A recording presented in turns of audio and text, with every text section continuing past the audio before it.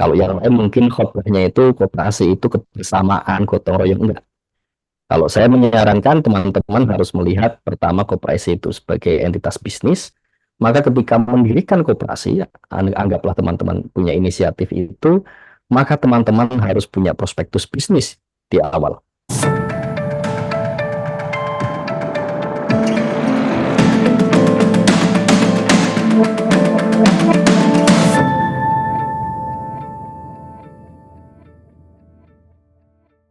Hai Kelamat Guardian, selamat datang di The Conversation. Hari ini kita kedatangan Bapak Firdaus Putra. Beliau ini merupakan Ketua Komite Eksekutif ICCI. Halo Pak Firdaus, apa kabar? Halo Mas, Alhamdulillah baik. Eh, Pak, boleh dong ceritain sedikit nih sebelum kita mulai latar belakangnya Pak Firdaus. Dan aku lihat kan Pak Firdaus ini aktif juga di dunia koperasi. Gimana sih pertama kali itu bisa tertarik ke dunia koperasi? Iya betul Mas, saya concern sejak dari apa itu namanya studi ya, dari S1 itu di koperasi. Karena kebetulan kan background saya dulu di sosiologi, kalau tahu teman-teman mungkin tahu itu sosiologi itu ada yang namanya teori kritik sosial. Lah itu isinya itu mengkritik soal, anggaplah kita sebut hari ini soal kapitalisme dan lain sebagainya itu. Nah, di sana kemudian menemukan apa yang namanya koperasi sebagai apa versa dari modus operasi kapitalisme tadi. Jadi udah dari dulu memang sejak awal kuliah kemudian sampai sekarang ya sudah lebih dari 15 tahun mungkin ya. Hmm, Wah, berarti udah lama banget tuh ya Pak ya di dunia perkoperasian. Pak Firdaus, aku mau nanya nih, dari sekian lama dari belasan tahun Bapak ada di dunia koperasi, apa sih yang biasanya koperasi itu tantangan yang dihadapin koperasi biasanya? Iya, kalau sekarang bicara tantangan memang yang paling jelas dan itu berdampak nyata itu paling tidak dua. Satu itu disrupsi dari demografi, ya. Ada sekarang kan menurut BPS 2020 itu kan demografinya kita berubah tuh. Mayoritas hari ini sebagian besar itu generasi muda. Nah, lembaga saya, ACCI, pernah melakukan riset juga tahun 2022, kemudian baru kemarin juga 2024. Jadi soal generasi ini.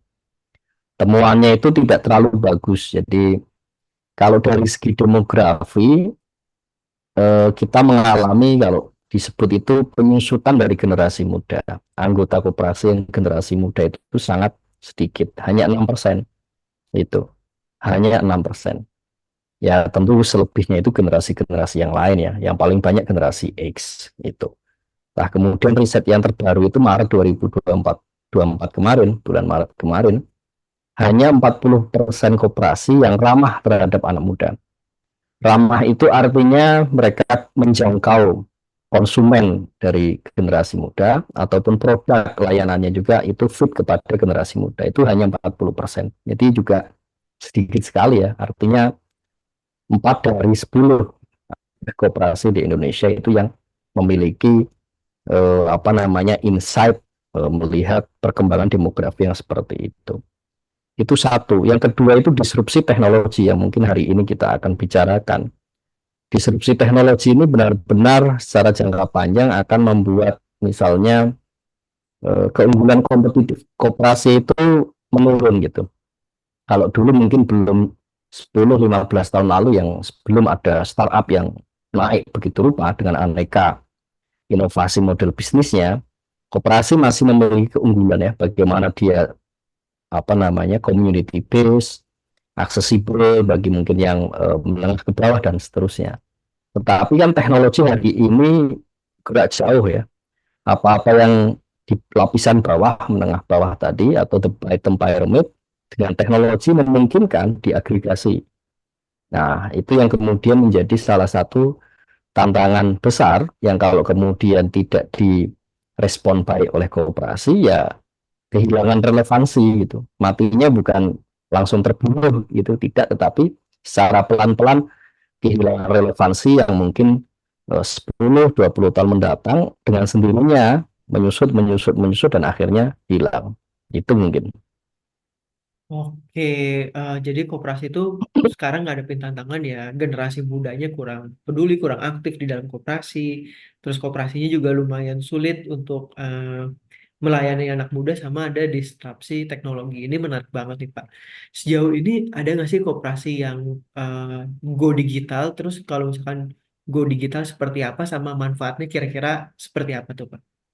Koperasi go digital ada. Jadi ada, kalau saya gambarkan itu ada dua modus ya, atau dua model. Koperasi existing yang itu rata-rata banyak industrinya itu adalah simpan pinjam. Go digital itu artinya mereka mengadopsi core system layanan. Kalau mungkin kita sebut kalau di dunia perbankan itu kan istilahnya apa itu namanya core banking atau m-banking. Nah, itu yang dilakukan koperasi-koperasi hari ini. Mereka memiliki sendiri, dikembangkan oleh para apa namanya tech provider yang berada di industri itu gitu. Itu banyak.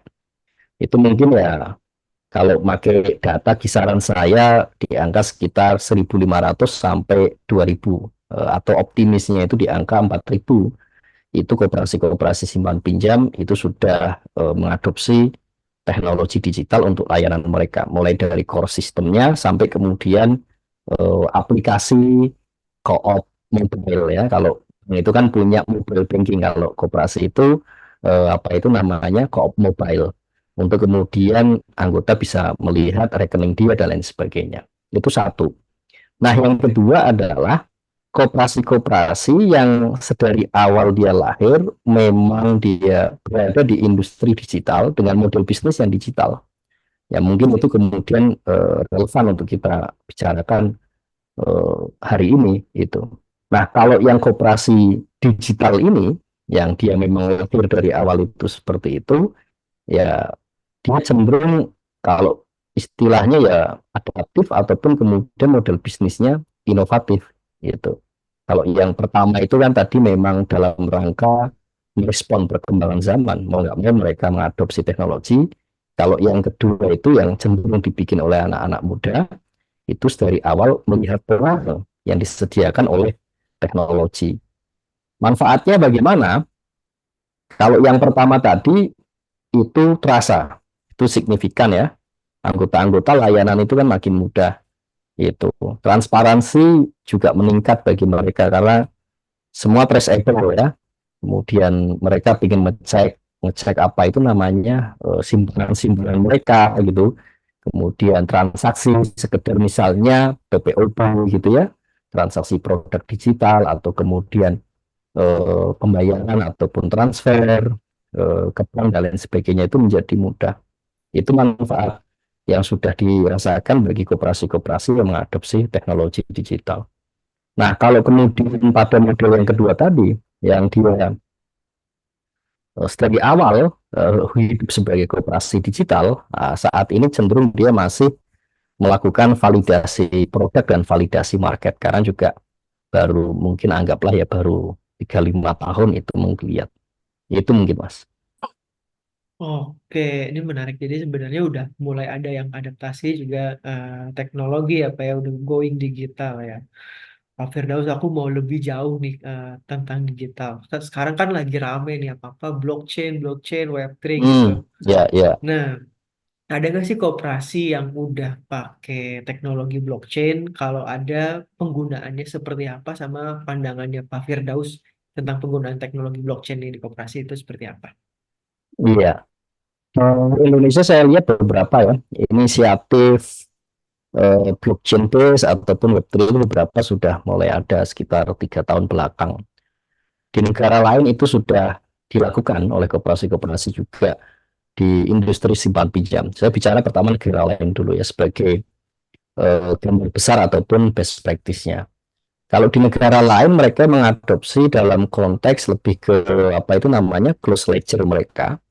Industrinya bayangkan itu adalah simpan pinjam, tetapi kalau di sana itu kan besar sekali industrinya, sehingga mereka mengadopsi blockchain ya dalam rangka memberi keamanan ataupun meningkatkan keamanan dari sistem layanan mereka. Itu sudah terjadi misalnya credit union di Amerika, kalau nggak salah di 2020 atau 2019 mereka mengadopsi close ledger untuk teknologi blockchain.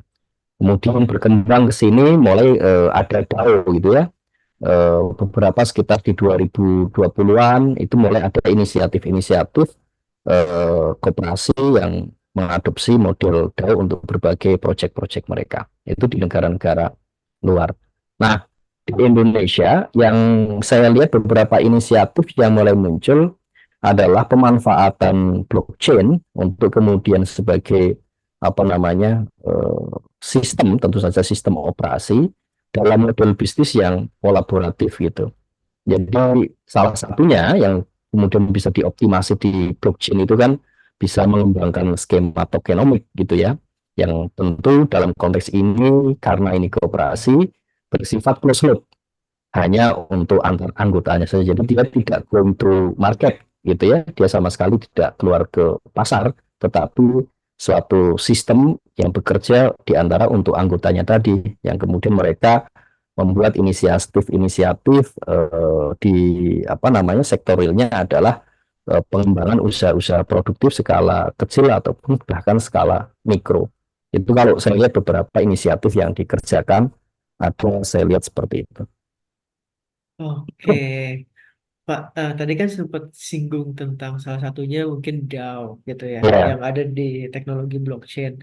hmm. Mungkin nggak sih Pak, kayak adopsi teknologi blockchain, khususnya DAO ini bisa ningkatin partisipasi atau jumlah usia-usia muda tuh untuk lebih tertarik sama koperasi gitu. Delivernya mungkin pada pada apa itu namanya value proposition atau kebutuhan yang berbeda gitu. Kalau bagi koperasi-koperasi existing misalnya seperti tadi adalah industri itu simpan pinjam, itu cenderung dia akan lebih tertarik adalah soal blockchain, bagaimana menjamin sistem operasi itu lebih aman dan lain sebagainya ya, transparan, partisipasi meningkat dan ya secara umum itu yang di apa itu janji dari blockchain ataupun janji dari skema Web3 itu.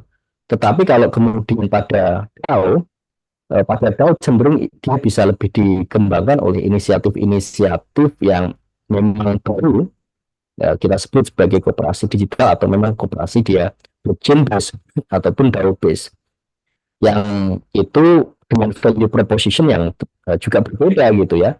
Value propositionnya kalau di sini kan bagaimana misalnya pengembangan komunitas, kemudian ada partisipasi dari anggota-anggota tadi untuk kemudian kita bersama-sama create project, kemudian juga mungkin membiayai project tersebut dan bersama-sama juga akhirnya mengontrol ya. Dalam artian ya kita mengendalikan project mana yang perlu didanai, kemudian project mana yang belum dan seterusnya. Karena ada proses kurasi secara kolektif dan lain sebagainya. Nah, hal itu yang kemudian dinilai bisa kemudian meningkatkan partisipasi generasi terkini ya kepada koperasi. Karena kan kalau kita lihat misal data terkini di 2023 yang ngomong itu kalau nggak salah itu LPS, Lembaga Penjamin Simpanan. Investor pasar modal di Indonesia 57% itu isinya usia di bawah 30, itu generasi Z profilnya, usia di bawah 30 tahun. Itu banyaknya minta ampun 57% dari 11 juta. Artinya sebenarnya kalau dilihat dari kapasitas modal ataupun kapasitas pendanaan mereka belum besar-besar amat karena 27 tahun itu kan baru bekerja ya. Kalau mungkin pakai UMR Jakarta anggap di 7 atau 8 juta per bulan. Anggaplah mereka hanya bisa split saat itu membeli mungkin dari aneka instrumen pasar modal tadi 500.000 tiap bulan atau 200.000. Teknologi memungkinkan itu karena ada retail ya, skema-skema agent dan lain sebagainya. Nah, saya pikir koperasi juga perlu bergerak ke arah sana, bagaimana kemudian menciptakan instrumen-instrumen yang bisa diakses oleh para zilenial tadi gitu. Bedanya apa? Bedanya mungkin kalau yang zilenial beli itu di sana itu beli misalnya aset-aset kripto dan lain sebagainya. Sedangkan kalau koperasi sediakan, anggaplah kemudian eh, portfolionya jelas mungkin gitu ya karena apa namanya ada UKM-UKM di dalamnya ataupun proyek-proyek yang itu misal proyek-proyek yang terjangkau yang kemudian juga mereka bisa monitor ataupun dengan pelaporan yang juga lebih gampang anggaplah yang ada proyek pembukaan minuman es teh. Ini kan sedang hype gitu ya. Proyek pembukaan outlet kopi ya itu kan sederhana. Nah itu kan sesuatu yang juga dampaknya juga di apa namanya ekonomi lokal bisa langsung terasa. Mungkin itu bisa menjadi salah satu tawaran. Oke, tadi kita udah ngomongin tentang koperasinya, udah ngomongin tentang teknologinya, Pak. Aku pengen tahu nih, mungkin kalau dari segi pemerintah ada nggak sih yang mungkin kayak program atau gerakan yang mendorong nih, membantu koperasi itu untuk bisa lebih adaptif di masa sekarang? Pemerintah kalau dalam hal ini misal Kementerian Koperasi itu mereka mengembangkan kan ada salah satu apa namanya adopsi teknologi itu menjadi salah satu pilar dalam agenda mereka yang namanya modernisasi koperasi. Nah, salah satu pilarnya itu adalah adopsi atau penggunaan teknologi. Ya, kemudian itu mereka bekerja sama termasuk lembaga saya memfasilitasi itu kita membangun portal kita membangun portal yang namanya IDX Co-op. Jadi IDX Co-op itu adalah Innovation and Digital Transformation for Cooperative gitu. idxcoop.kemenkopukm.go.id itu semacam marketplace di mana tersedia beberapa tech provider yang itu bagus-bagus gitu. Nah, koperasi-koperasi yang kemudian dia minat untuk menggunakan teknologi-teknologi yang disediakan, dia bisa onboarding di sana. Nah, itu nanti butuh sendiri urusannya dengan si tech provider tadi. Yang pasti teknologi-teknologi yang disediakan itu cenderung sudah kita lihat, oh ini relevan yang dibutuhkan oleh koperasi. Kalau memang saat ini tadi tantangannya saat ini lebih banyak di koperasi itu jenisnya atau industrinya simpan pinjam, maka banyak teknologi-teknologi yang ditawarkan itu adalah untuk core system simpan pinjam itu. Oke, Pak Firdaus ini kan Ya, tadi udah belasan tahun di dunia koperasi. Aku pengen tahu dong pandangannya Pak Firdaus ini untuk koperasi ke masa-masa yang mendatang akan seperti apa sih kira-kira koperasi itu? iya. Kalau tadi ada tantangan soal demografi, kalau masa mendatang itu adalah 10-20 tahun mendatang, bagaimana kemudian pada tahun-tahun ini, anggaplah 5 tahun ini, koperasi mampu merespon dua tantangan itu, demografi dan kemudian teknologi. Saya pikir itu menjadi kritikalnya. Untuk kemudian kita bisa memproyeksikan 5 tahun mendatang apakah dia tumbuh atau tidak. Kalau kita ambil data apa namanya 5 tahun ke belakang, jumlah kooperasi dan anggota itu selalu tumbuh. Itu apapun yang kemudian kita bayangkan atau persepsi atau kemudian baca di berita soal ada masalah kooperasi ini, ada masalah kooperasi itu yang di berita umum kan muncul itu. Tetapi datanya kooperasi tumbuh, anggotanya tumbuh, variabel-variabel lain seperti aset, kemudian volume usaha itu tumbuh 5 tahun belakang. Nah, itu satu optimisme itu. Nah, artinya koperasi masih dibutuhkan oleh masyarakat untuk kemudian mengoperasionalkan ataupun menjadi solusi dalam bisnis ataupun kehidupan mereka sehari-hari. Nah, tetapi tantangan itu kan menjadi semakin apa namanya agresif ya. Kompetitor itu kan wah, pasar itu sangat sangat kompetitif yang saya pikir koperasi tidak bisa menutup mata dengan itu. Nah, kalau kemudian kita proyeksikan mendatang dengan kemudian data-data yang ada hari ini, kita bisa mengatakan sebenarnya yang perlu dilakukan kooperasi agar tetap dia relevan di masa mendatang adalah melihat pilihan sektornya itu. Jadi yang menarik boleh jadi adalah kooperasi-kooperasi perlu juga masuk ke sektor real, khususnya ke pertanian. Pertanian dalam makna apa namanya generik ya, di dalamnya ada kemudian perkebunan, peternakan, perikanan, kehutanan dan lain sebagainya. Itu yang bisa juga menjadi salah satu apa itu namanya basis kehidupan koperasi di 10 sampai 20 tahun mendatang. Oke, kita udah bincang-bincang seputar koperasi nih Pak. Biar lebih lemes sedikit, kita main game sedikit kali ya Pak ya.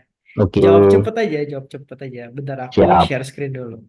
Nah, di segmen 3 ini biasanya kita kayak jawab cepat. Contoh, pilih pantai atau gunung. Pantai. Nah, ini tuh nggak ada bener, nggak ada salah, Pak. Jadi bebas, Bapak pilih apa Ya, aja. Siapa? oke. Oke, kita mulai. Yang pertama, kucing atau anjing, Pak? Kucing, Kucing. Traveling atau di rumah aja? traveling, traveling. Botol minum plastik atau botol minum besi? Besi. Oke, pelihara burung atau batu akik nih. Ini biasanya bapak-bapak banget nih. Nggak menarik semua. Ya mending mending akik lah. Kalau burung Oke. mungkin wah maintenance-nya panjang. Oke, oke, batu akik ya, Pak ya. Nanam pohon di daratan atau nanam terumbu karang nih, Pak, di laut? Nanam pohon. Oke, nanam pohon. Oke, Pak. Buat gamesnya segitu aja. Bentar aku stop share dulu. Mungkin terakhir nih, Pak. Ya, Kalau misalkan ternyata ada kaum muda nih yang tergerak dengan koperasi, ngelihat tayangan ini, Bapak mau kasih saran apa? Dan kalau anak muda itu mau belajar, bisa belajar mulai dari mana sih, Pak, tentang koperasi? Gitu. ya.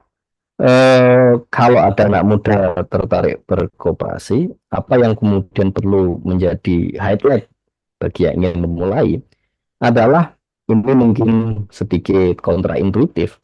Teman-teman harus melihat koperasi sebagai entitas bisnis. Itu. Kalau yang lain mungkin khotbahnya itu koperasi itu kebersamaan, gotong royong enggak.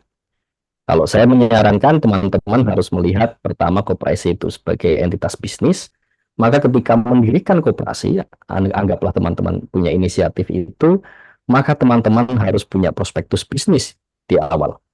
Ya bayangkan Anda mau bikin bisnis, maka harus bicara mulai dari prospektus. Sebenarnya kita mau bisnis apa? Proposalnya itu bagaimana? Atau studi kelayakannya itu bagaimana?